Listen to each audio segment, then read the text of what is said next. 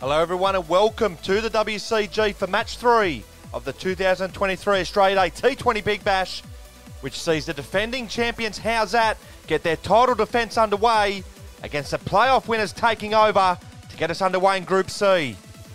HOWZAT, the 3-time champions, looking to become the first side in Australia Day T20 Big Bash history to successfully defend their title.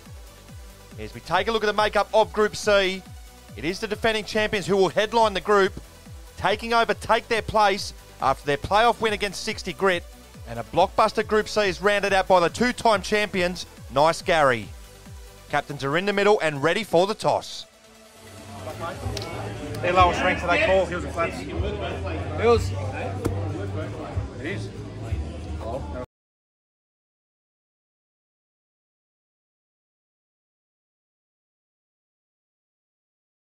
So it is last year's quarterfinalists taking over who have won the toss, and their skipper Michael Mabry has elected to send HOWZAT into bat. As we take a look at both sides for this year's tournament, Michael Mabry will lead taking over into battle once again. He'll be joined by Aaron Gardner, who's coming off a man-of-the-match performance in the playoff victory against 60 Grit, and the side will be rounded out by TJ English. As we take a look at the defending champion side for this year's contest, there's one change from last year's title-winning side. The side will be captained by Brendan Scott once again. He'll be joined by Daniel Arnold once again. And there's no Costa Savas for this year's tournament, so Cade Cook makes his Australia Day T20 Big Bash debut with the defending champions. And just before we get underway, we'd like to thank our major partner for this year's tournament, Better Beer, who have been fantastic since jumping on board. It's always a day for it here at the WCG. So another huge one to get us underway here in Group C. It's HOWZAT taking over. Let's get it on. And it will be the HOWZAT skipper, Brendan Scott, who will get this innings underway for the defending champions. Had a fantastic tournament with the bat last time round, and he'll be looking to replicate that performance and get his side on track for back-to-back titles. So an enticing encounter coming up. It's going to be Gardner to Scott first up. Here he's in now, it's a good length delivery, and Scott is solid in defence first up. So as mentioned prior, taking over, coming in with some confidence after their comprehensive victory against 60 Grit in the playoff. Here is Gardner is into Scott once again, and it's a short delivery outside off stump, but Scott can't beat Mabry on this occasion. So 2 dots to begin with here for taking over. Here is Gardner is in once again to Scott, and this one's a shorter delivery, and Scott just drops this on the offside and will move through for a single to get off the mark. Gets an inside edge onto his body, and Scott is away here in match 3. So HOWZAT no wicket for one in the opening over. It's another typically conservative start here from the HOWZAT skipper, as Gardner is in once again, and there's nothing conservative about that, as this time he beats Mabry on the offside for the first boundary of the match. Short, wide and punished. So Gardner in for the final ball of the opening over. Here he's in now, it's a good length delivery to end with, and Scott leaves it alone. No wicket for 5 after 1. It'll be TJ English to bowl the second over of the innings. Here he's in now to Scott. This one's a back of a length delivery. Play towards Gardner there on the offside, who misfields, and it goes away to the boundary. It's the ideal start for HOWZAT with the bat in this contest. No wicket for 9. English to continue over the wicket to Scott in the second over. Here he's in now, and that one's a good length delivery outside the off stump, and Scott is happy to leave this one alone. So HOWZAT have moved along to 10 without loss here in the second over, as English will continue again now to Scott. And this one's a full delivery, played towards Mabry on the leg side, who takes a beauty to dismiss his opposition number at the second attempt. This one was travelling here from Scott. He bobbles it up and then he takes it. That is a brilliant snare. That's a huge moment in this Group C opener. Scott has to go for 9, and Mabry tells him where to go. So a big wicket there for taking over, as that wicket now brings Daniel Arnold to the crease at number 2. Stood up with the blade on the few occasions he was called upon in last year's tournament. Can he stand up for his side once again? So he'll have to contend with a fired-up TJ English, who's just taken his first wicket of the tournament. Here he's into Arnold for his first delivery, and he's knocked him over. First ball. It's 2 in 2 for taking over. The playoff winners are in dreamland, and HOWZAT are in big, big trouble. It's a beauty to get first up from English. Arnold goes for a duck. It's 2 for 10. Taking over on the verge of a huge ball over here in match 3. As that wicket now brings Cade Cook to the crease, the last man in, making his Australia Day T20 Big Bash debut. Can he stand up with the blade? A third wicket in the over will earn a bonus point for taking over, as English is into Cook, and he's done enough to keep this one out. 2 for 10 after 2. It's going to be the skipper, Michael Mabry, to bowl the third over of the innings. Here he's in now to Cook. It's a full toss, hit towards English there on the onside, and he can't complete the catch. And furthermore, this has gone all the way for 6. So Cook off the mark in fortuitous but impressive fashion.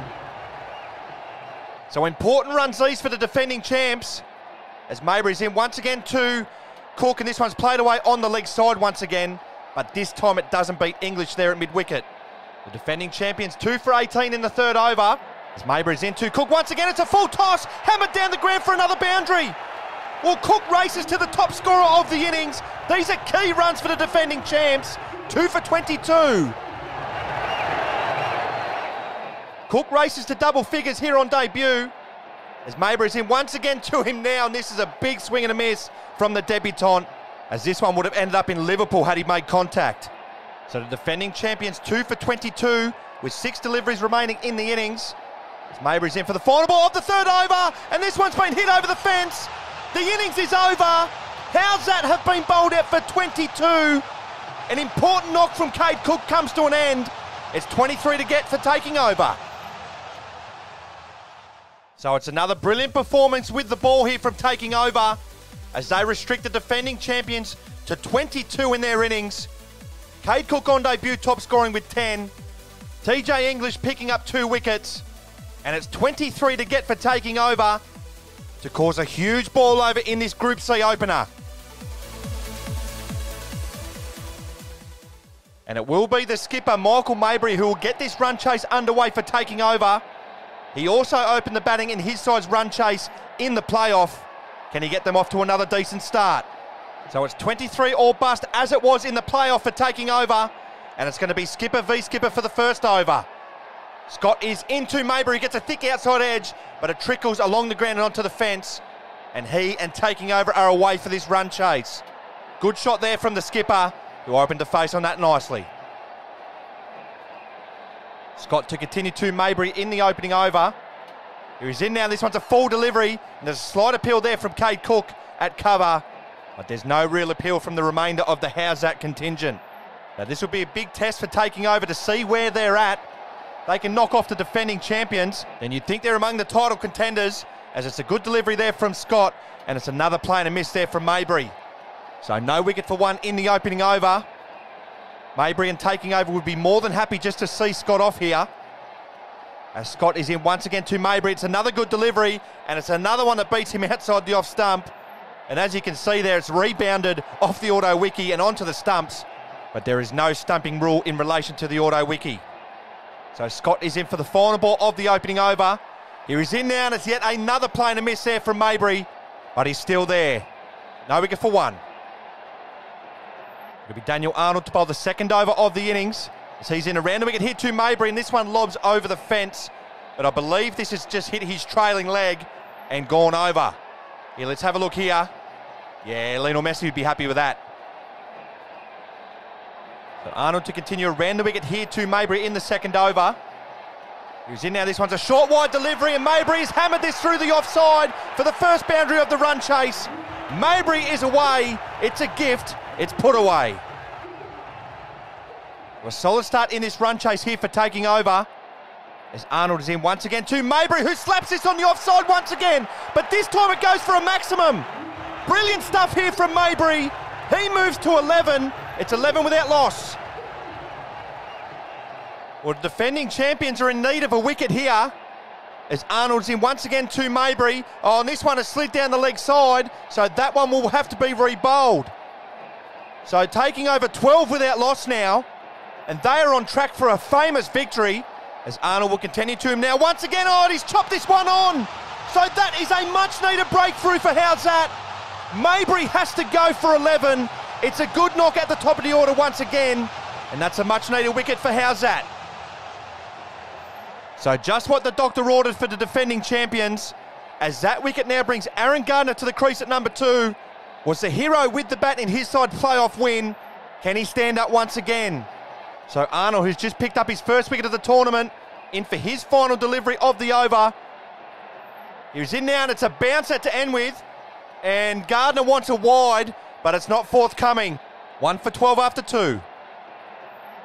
So a big over this in the contest. Scott to Gardner for the third over, as Scott is in now, and Gardner plays this into the turf and will scamper through for a single. So taking over, move along to 2 for 14. Just 9 required for victory here for taking over. 2 wickets for HOWZAT. The contest poised nicely here, as Scott will continue again now to Gardner, who plays his way on the offside and gets his away for a big boundary. They're just 1 hit away now. Gardner standing up again for taking over. So HOWZAT need a wicket here, or they're going to lose this contest. As Scott is in once again to Gardner, it's a play and a miss. And once again, the ball rebounds off the auto wiki onto the stumps, with Gardner out of his ground. But once again, there is no auto wiki stumping rule. So we arrive at the final delivery of the third over. A huge delivery in the context of the contest. As Scott is in once again, it's a full toss, and he gets his way down the ground for a boundary. Scores are level here at the WCG. They're nearly there taking over. Gardner moves to 9. It's 1 for 22. So just the 1 run off this final over required. It's going to be Cade Cook into Gardner. It's a full delivery, hammered down the ground, and there it is. Taking over, have knocked off the defending champions here in match 3.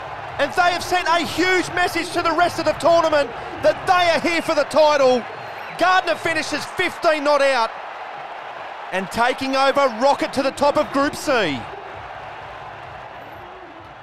Well, in a big upset here to get us underway in Group C, it's taking over, who have comfortably accounted for HOWZAT here in match 3. They prevail by 2 wickets, as they did in the playoff, as they signal a massive warning to the rest of the competition. Another brilliant all-round performance from the men in fluoro, and they are the real deal, make no mistake. So as we take a look at Group C as it stands, it is taking over, who rocket to the top of the group with 2 points, and HOWZAT rooted to the bottom, and they now have a must-win match against the 2-time champions Nice Gary in match 11, if they're going to keep their hopes of back-to-back titles alive. So as we look ahead to the next match of the tournament, it's the last of the opening round of matches. It's last year's semi-finalists, Smack My Pitch Up, taking on the Puffin Billies for the first rights and points on offer in Group D. Another huge one coming up next.